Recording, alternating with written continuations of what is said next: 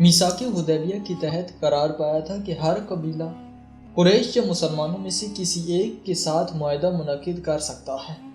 چنانچہ خزاعہ نے حضرت محمد صلی اللہ علیہ وآلہ وسلم کے ساتھ اور بنو بکر نے قریش کے ساتھ عہد نامے لکھے۔ سن 8 ہجری میں بنو بکر اور خزاعہ کے درمیان جنگ چھڑ گئی اور قریش نے خزاعہ کے خلاف بنو بکر کی مدد کی اور یوں میثاق حدیبیہ منسوخ ہو گیا۔ اس واقعے کے نتائج کا ادراک قریش کے نادان لوگوں کے لیے ممکن نہ تھا، لیکن ابو سفیان نے بھانپ لیا کہ رسول خدا اس واقعے کو نظر انداز نہیں کریں گے۔ ابو سفیان فوری طور پر تجدید عہد کے لیے مدینہ پہنچا، لیکن اسے ناکامی کے سوا کچھ نہ ملا۔ ابو سفیان اپنی بیٹی زوجہ رسول خدا صلی اللہ علیہ وآلہ وسلم کے پاس یعنی ام حبیبہ کے گھر پہنچا تو انہوں نے یہ کہہ کر کہ تم مشرک اور نجس ہو، اپنے باپ کو رسول اللہ کے بستر پر بیٹھنے کی اجازت نہیں دی۔ بعد ازاں ام حبیبہ نے ابو سفیان پر بت پرستی کی وجہ سے ملامت کی اور ابو سفیان ابھی وہی پرانی دلیل پیش کر رہا تھا کہ کیسے ہو سکتا ہے کہ میں اپنے باپ دادا کا دین ترک کر دوں اور دین محمد کو قبول کروں۔ ابو سفیان کئی صحابیوں کے پاس گیا اور ان سے معاہدے میں وسعت کی درخواست کی، لیکن کسی نے مثبت اشارہ نہیں دیا، یہاں تک کہ علی علیہ السلام کے پاس پہنچا۔ علی علیہ السلام نے فرمایا، تمہارے لیے چارہ کار یہی ہے کہ لوگوں کے اجتماع میں اٹھ کر حمایت کی درخواست کرو اور پھر مکہ چلے جاؤ، اگرچہ میں جانتا ہوں کہ یہ کام بھی مفید ثابت نہیں ہوگا۔ ابو سفیان لوگوں کے درمیان اٹھا اور کہا، میں حمایت کی درخواست کرتا ہوں اور میں تصور کرتا ہوں کہ محمد مجھے ذلیل نہیں کریں گے، لیکن وہاں سے بھی اسے خالی ہاتھ نکلنا پڑا۔ ابو سفیان خالی ہاتھ مکہ واپس چلا گیا اور قریش جو کسی قسم کا فیصلہ کرنے سے قاصر تھے، سپاہ اسلام کے حملے کے سوا کسی بھی نئی خبر کے انتظار میں بیٹھ گئے۔ رسول اکرم مکہ کو بآسانی فتح کر سکتے تھے۔ رسول اللہ ماہ رمضان میں سن 8 ہجری کو 10,000 افراد کے ہمراہ مکہ روانہ ہوئے۔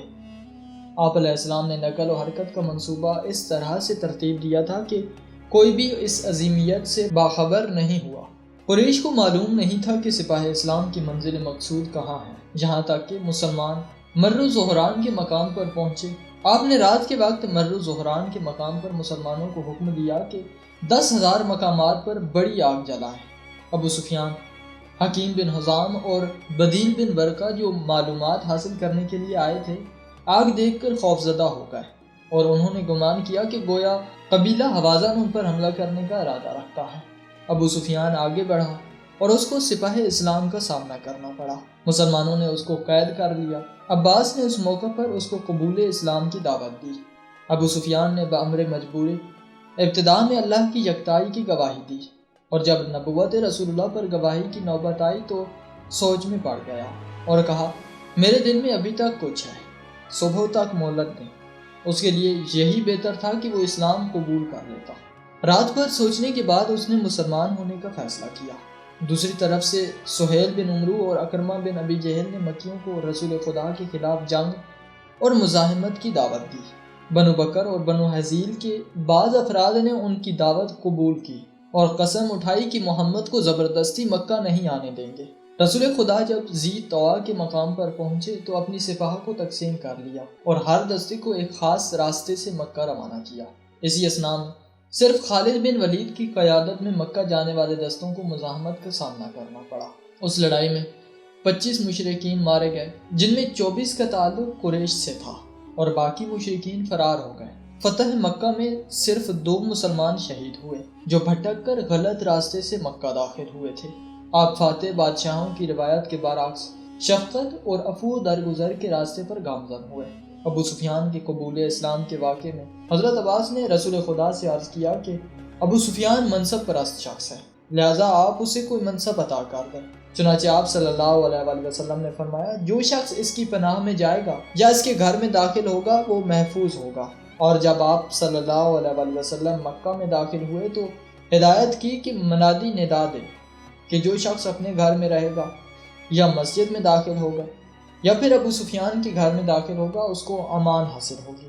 اس اعلان کا ایک مقصد یہ تھا کہ مشرکین کی جماعت شکست و ریخت کا شکار ہو اور مزاحمت کا خاتمہ ہو جائے۔ ابو سفیان بھی چلا چلا کر اعلان کر رہا تھا کہ لوگ ہتھیار اٹھانے سے پرہیز کریں۔ کہا جا سکتا ہے کہ رسول خدا کے مکہ میں داخلے سے قبل ہی ابو سفیان کی مزاحمت اور شخصیت کے ٹوٹ جانے کی وجہ سے قریش کی آدھی سے زیادہ مزاحمت برباد ہو چکی تھی۔